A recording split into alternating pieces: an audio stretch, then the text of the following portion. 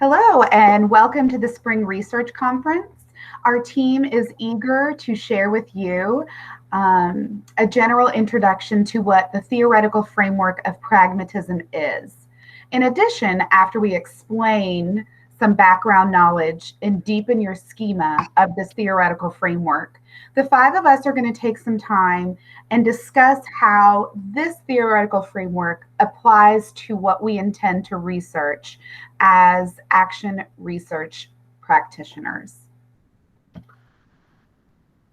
So your first question might be, what is pragmatism? And here we have a definition, a textbook definition of what pragmatism really is, about the early movement philosophy and how we look at practical things with pragmatism.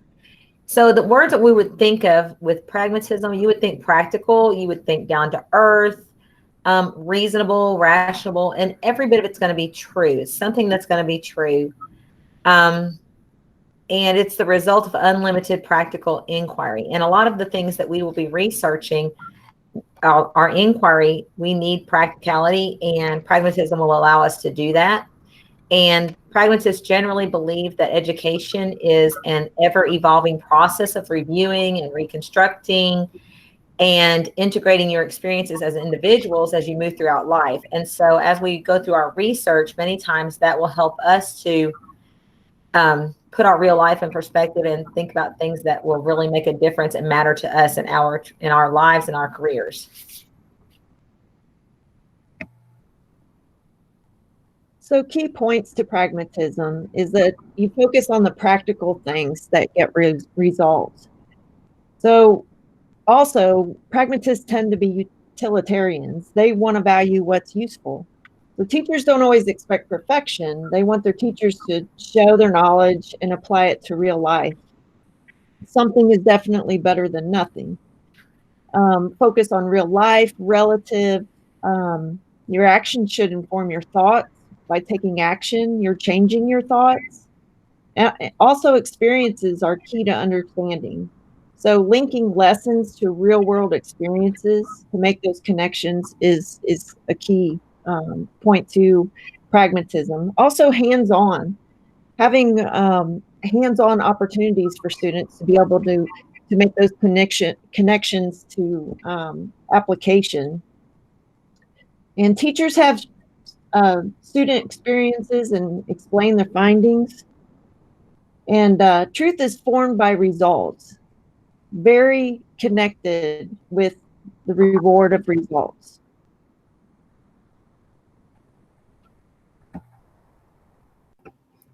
When looking at the history of pragmatism, it derived from the Greek word pragma, which means action.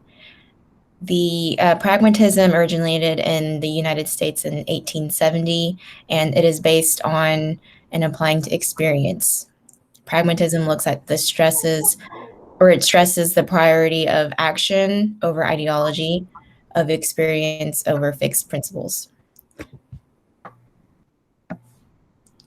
The major contributors include these three individuals here: Charles Peirce, William James, and John Dewey.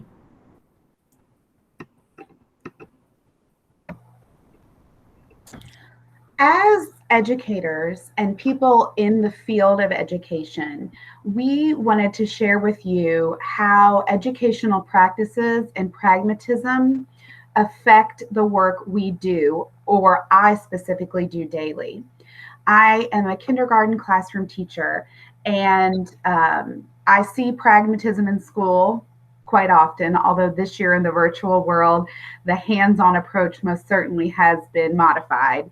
But in a typical schooling situation, we see pragmatism happening as, experiential, project-based learning, play-based learning, cooperative groups, negotiations.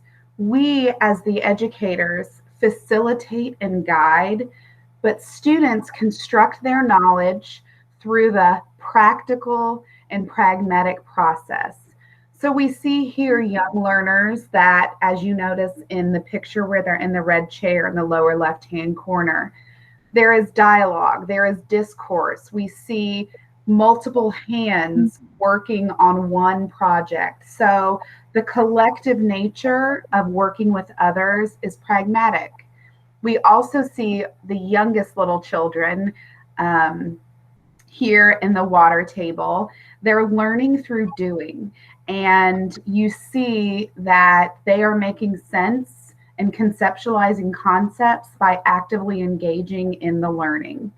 And then as we move over, what looks to be in the right-hand corner, children becoming active participants of science and natural engagement with growing things. So pragmatism is, having social interactions with not just humans, but with the world, and having the opportunity to make sense of our learning through doing.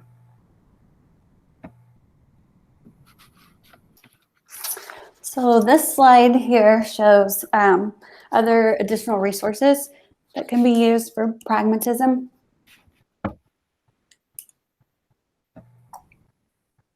And now we're going to discuss, how does pragmatism connect to our research and how will we use it during our study?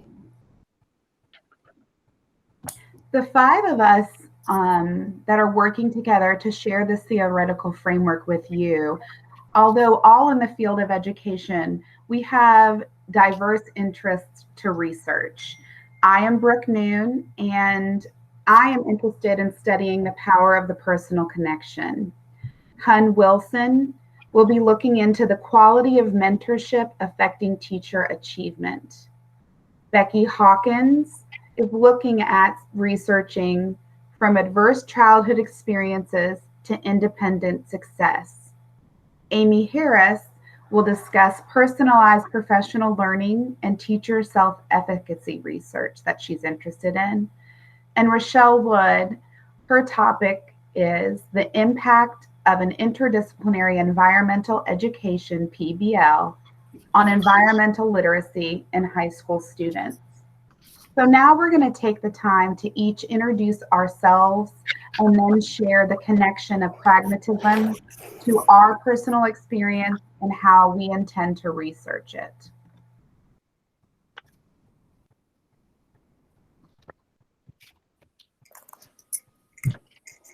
So, as I briefly shared earlier, I am a kindergarten teacher in my 19th year educating, with all of those years being in the classroom. I find comfort, peace, and my calling to the classroom because of the people I share my space with. And I intend to research how relationships among staff and children are the reason why students can learn to their optimal ability. I also want to ask, how can classroom teachers, or anyone working with children for that matter, strategically build positive relationships with their scholars to increase or improve their self-efficacy and overall positively impact their student growth and learning? So, with the socialization being key to pragmatism, and what I shared earlier with the students making sense of learning through doing, I felt like the theoretical framework of pragmatism naturally connected and was a natural fit to my interest of relationship building. Experience is how a pragmatist understands the world, and those social interactions are valued and of great importance. So my hope is, because I value socialization deeply in my classroom, that this theoretical framework just makes sense. When looking at some of the actual research areas of pragmatism, and as Hun mentioned earlier, having Dewey be one of the main contributors to this framework, Dewey argues that students have four interests: conversation, investigation, construction, and creative expression. So as a researcher, I know I value dialogue and discourse in my classroom. I want and utilize project-based learning. I see that when students create, they create deeper learning and conceptualize things on a much higher level. And having the opportunity to express themselves as learners in different ways allows them to learn more. But it's bigger than that. Having a positive relationship and a community within that classroom in order to have positive discourse, deep investigation, and great collaborative work among peers. That is why I want to see, as a researcher, what are those key pieces to building the positive relationship that allows a pragmatic approach to be successful.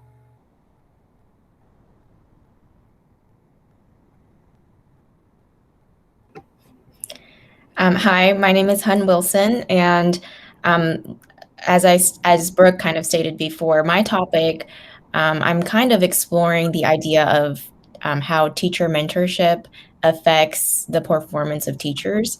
And so I wanted to take a look at, teacher retention, teacher capacity, just an overall teacher performance and how mentorship affects that. And so I wanted to use this topic because it applies to me professionally. So my school building and other school buildings as well has always had has faced the challenge of keeping teachers. So I wanted to take a look and explore that area. And so this kind of fits in with the pragmatism framework. And as stated before, pragmatism supports the idea of knowledge as constantly changing, growing, and adapting to the life which it is located. And so when educators are presented with problematic situations during their work as professionals, and they face these challenges, they can understand that there might be not one solution. You have to reflect, you have to have discussions, maybe having a teacher mentor. And so as we stated before, Dewey, he is one of the major contributors. And so according to Dewey, individuals can overcome challenges through problem solving and reflection. And so I would like to explore, again, how mentorship can shift teacher performance and achievement. And I'm Becky Hawkins, and I'm going to be investigating basically how people that suffer from ACEs are still able to be independently successful.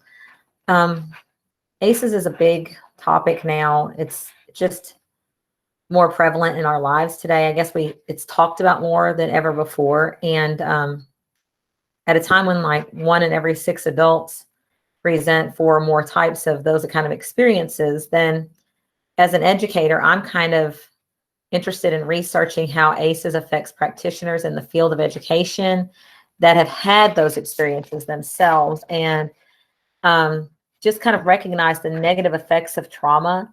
But somehow people in education many times are able to overcome at least some of those traumatic events and work to support children who are also in the throes of those kind of situations that the adults had faced when they were children. And professional development activities lately have been centered on how we support the kids. However, rarely is there any mention of how do we support the people that are trying to support the kids when they have the same issues. So that's what I would like to investigate, is what intrinsically motivates them to succeed and be productive citizens, especially in the field of education, when you're staring those kind of things right in the face. What or who influenced them to not be a statistic is very important to me. How come they aren't a statistic? How did they overcome? How can these motivators positively influence students? This is an issue I feel is valid and needs to be addressed, not only to help the educators, but it trickles down. You have the trickling effect. You help the educator and that helps the student. John Dewey is quoted as saying, the real process of education should be the process of learning to think through the application of real problems. And I think that ACEs is a real problem in our society today. And it's a problem for those adults trying to help the kids with it. So my proposed action research lends itself to pragmatism because it holds no real allegiance to a set of rules or theories, but it kind of suggests that different tools can be useful in many different ways. So you're not locked into one thing, and it can be useful in different contexts. And when investigating the concepts in my proposed study, I find that there are various theories or various methods that kind of speak to me. And so to be able to do that, pragmatism really stood out. Thoughts around pragmatism suggest that inquiry and the gain of knowledge, improving social conditions are the most important aspects. And I think that by doing that, this would be a very important research to do. And I think it's like social change isn't just needed for supporting the people that have it right now, but the other ones that are dealing with them. And pragmatically inspired inquiry attempts to shine a light on those things, those real life problems and those real life situations, experiences, and help us to have a deeper understanding and enlightenment of it also. So I'm looking to fit new pieces into my current understanding. I've had a little bit of training and research on it, but I want to acknowledge how to assist the adults with ACEs so that we maybe can help children to learn to break those cycles and become more independent and successful as they grow up.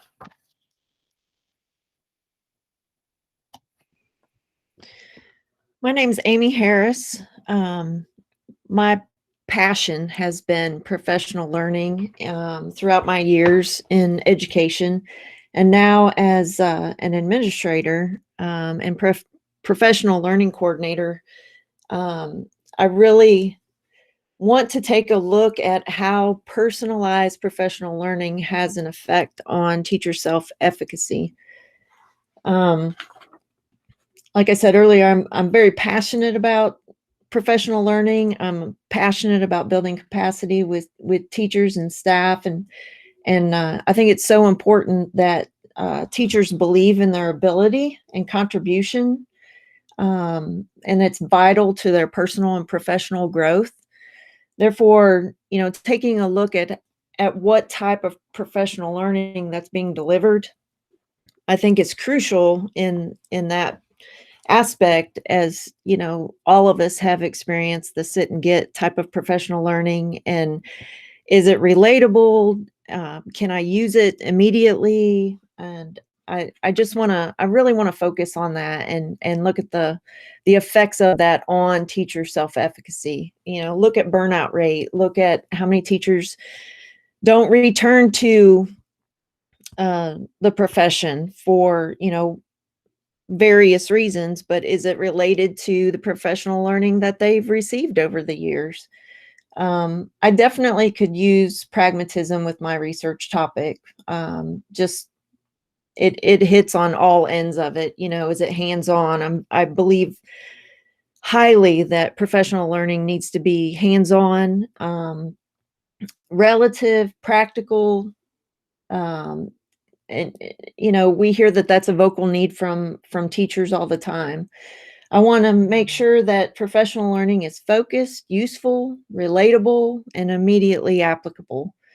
And I believe that this will have an effect on teacher self-efficacy in the end.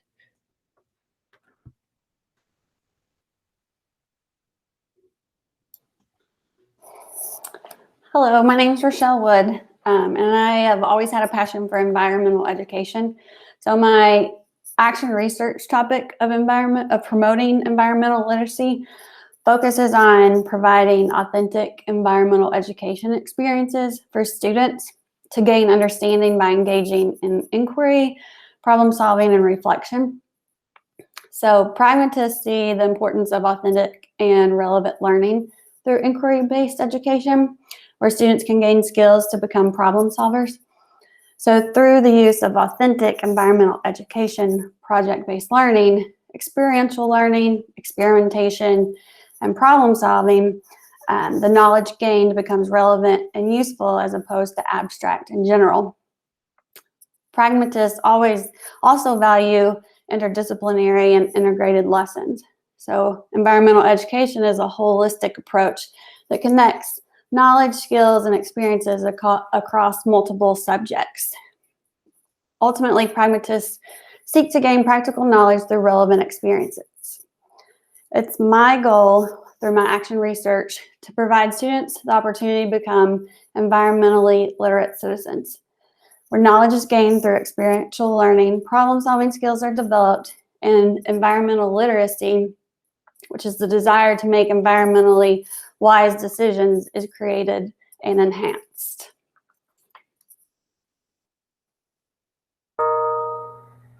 Thank you for listening to our research interests.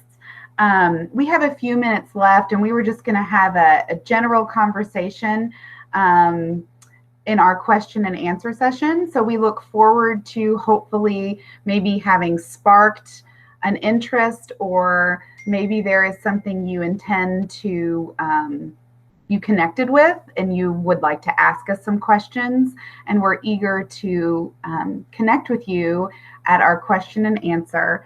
But we also just wanted to say, as students who are going to become active participants with our research in action-based research, pragmatism is it just fits.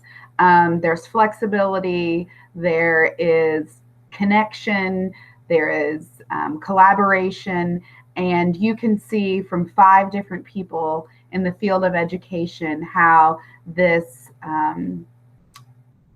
this theoretical framework can connect to multiple areas. So thank you so much, and we look forward to connecting with you in our live question and answer.